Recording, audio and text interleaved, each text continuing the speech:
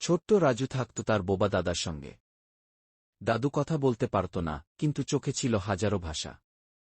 প্রতিদিন সন্ধ্যায় তারা ছাদে উঠে ঘুড়ি ওড়াত। রাজুর ঘুড়ি ছিল একটা লাল ঘুড়ি, যার নাম ছিল প্রমিজগু। দাদু সবসময় ইশারায় বলত, যদি প্রমিজ একবার আকাশ ছুঁয়ে ফেলে, তাহলে তুই বড় হয়ে যা চাইবি, তাই হবি গি। একদিন প্রচণ্ড বাতাসে ঘুড়িটি ছিঁড়ে উড়ে গেল।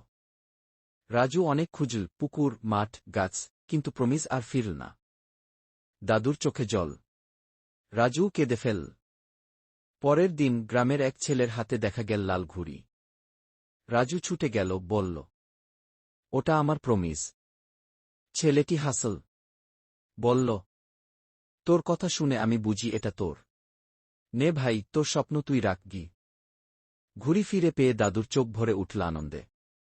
আর রাজু সেই দিন বুঝে গেল, ভালোবাসা মানে শুধু জেতা না, বরং হারিয়েও ফিরিয়ে আনা।